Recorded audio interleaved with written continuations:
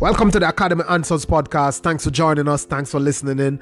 And we always get started this way. We play our creed, something we live by. And that is, we don't worry, we work. We don't doubt, we believe. We don't make excuses, we hustle. We don't talk about it, we are about it. We don't follow, we lead. We don't do it to have, we do it to become. We're not victims, we take responsibility. We're not suckers, we earn our spot. We're not a statistics. We stand for something. We are not the clay. We are the potters. We design our own lives. Let's jump into the podcast, guys. Hope it can bring you some value today. Let's go.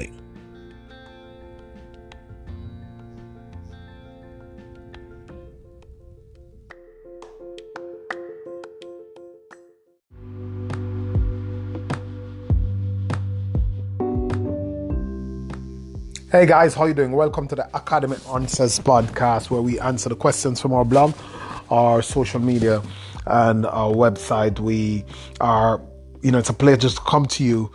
This is my first episode for the new year, and I'm so excited about what we're going to do this year.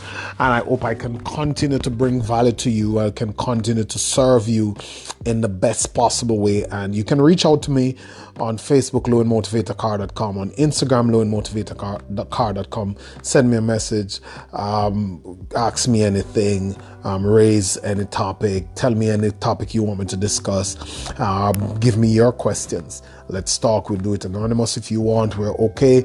And remember that anything you are going through, somebody has gone through it already and it is documented. Don't try to reinvent the wheel. You can learn from others' experience. I think it was Mohammed who said that it takes someone around 75 years to learn how to live. By that time, he's almost dead. So does goal setting work? And that's the question. As simple and straightforward as that. And I do believe in goal setting. There was some study done out of Harvard, I think, some years ago, maybe back in the late 90s, of a group of students who they interviewed, who they asked who had goals and who never really have much goals.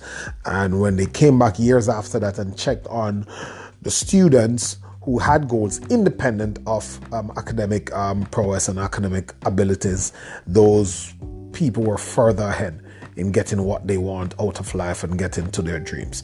There is a certain power in setting a goal, putting it in writing. Write what you have done. And this is particularly a good time to talk about goal setting because it is the beginning of the new year. Every newness is important and helps, but the newness of the clock doesn't bring anything new if there is not a newness in our minds. And the big message, part of the big message I want to bring to you is that to get into action, stop planning. Enough planning has been done. It's time to act. And as far as goals and whether goal setting is, this thing that some people just throw around and it's nice and sexy for personal development and it doesn't work, or it does work. There is a concept I learned from Miles Beckler. He's a great guy, online marketer, and he has this channel on YouTube where he does a lot of training and pretty much a bunch of motivational stuff also. And his take was that there are two types of people when it comes on to goal setting. People don't believe in goals, and then there's the next set of people who do believe in goals. But he is saying that if you do believe in goals and you're setting your goals, no one can tell you what to believe in, and you set goals, they do work. And if you believe in them and you set them, you should play down the results of the goal. Whether it is, I want to be 30 pounds lighter by mid-year. I want to be, my business to making 10K a month by mid-year. I want to have 20 dates with my family by mid-year. Those, smart goals that people have, smart, measurable, attainable, realistic, time-bound, that type of acronym for SMART goals. You should focus more on the you element of your goals, what you can control, forming the habits and executing on the actions that are optimized to get the results that you want. So for example, if we want to lose 30 pounds, we would set up our schedule. When are we going to do it? What time of the day? What's our exercise plan? And we focus on how we are improving, how we're becoming healthier, what benefits this is giving my body, how better I feel, how much more productive I am. Because you may or may not lose 30 pounds. You might go 40. But if you set up these action plans, you may lose 40, you may lose 25, you may lose 50. But if you set up these action plans and you focus on executing them, inevitably you will be a better person. You will be closer to your goals if you can stick to it and do what you're supposed to be doing. Because at the end of 6 months, you would have at least been halfway there or all the way there or past the target if you focus on carrying out the daily actions and what you can control. You can control what time you wake up in the morning. You can control whether you slack off today or you're not. You can control whether you write 10 more pieces of content, whether you spend some more money on ads, whether you go to a seminar in order to scale your business to the 10K a year. So once you have those action plans, you write them down and you're taking them consistently in the direction of your goals, then that is the most powerful things. Lots of times we get attached to the results, but the results are elusive, and then when we are so attached to them, we tend to give up. We stop, or we say, oh, I'm halfway through, I'm 3 months and I'm not losing weight, I'm not going to do it. But we are not worrying, or we're not concerned about the intrinsic value and what type of person our goals is making us into. And that is what is important. It's not what we're getting or what we're having, is what we are becoming.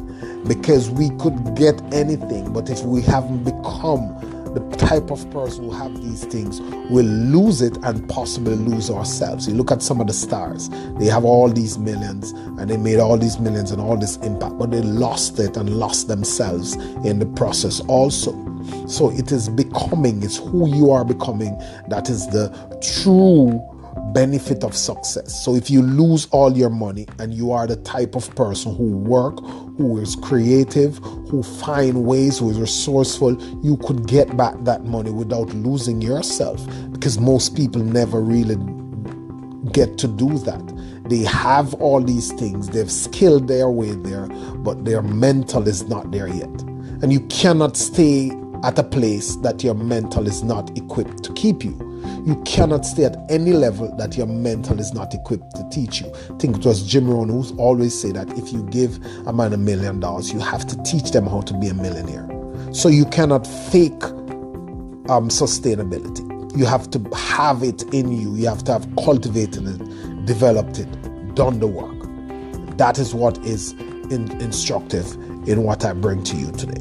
So do the work. Make those execution plans, make those action plans, and act on them.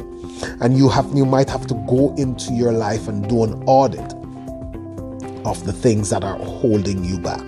There's so many things, so many strings. We're puppets in society holding us back. There's strings around our hands and feet and figuratively all over, just pulling us back. And we must get rid of those strings. And one of those strings, that is probably the one around our neck, the most powerful one, that has morphed into a rope, which is a collection of strings, is the stories we tell ourselves about why we cannot do it. You know, we're too fat, we're too short, we're too old, we're too young, wrong parents, wrong family, not enough education, not enough time, not enough money, too many kids, too many obligations, too many this, wrong career, and we pile those stories on, and it holds us back. The other part of it is the institutionalization of our thinking through school and church and social groups that have us just coming out of places like kindergarten where there's power and there is zest and there's hope and positivity. But when you get on into grade school and college and university, you hear you sure you want to do that? This is a better paying career. This is a more respectful career. This would match you. This would fit you. And we have surrendered our true passion and dreams to what someone else wants us to be, or some societal rules that tells us that this is a prestige that we need and this is what we need to have. I think it was one writer said that society has make us feel that we're inadequate, and if we want to be adequate we have to buy more stuff. So we're caught into the trivialities and the distractions and the instant gratification, and it is holding us back. We are not moving forward because all these are wrapped around us and it keeps pulling us down. The need to fit in. And I call them the 3 C's of the assassination of success. And they are comfort, conformity, and caution. We're fearful, cautious. We don't want to move because we know we're okay. We're familiar. It is the norm, so we go along. We conform. We say this is what society said. This is what I should do. I got failed. I got burned. This was rough. So let me settle right here. Those things have held us back, and we must break free from them. So have a good year. Write out your goals. Get in touch with me if you need help. If there is anything I can do for you. Lowen Motivator Car on Instagram. Lowen Motivator Car on Facebook. Academy of Success, Happiness and Full Potential on Facebook, and I'm on Twitter too. I think it's Success Academy on Twitter, and Lowen Car, I think it's on Pinterest. Find me on social media, join my email list, read my emails that I send every day, and let's make 2019 a powerful year.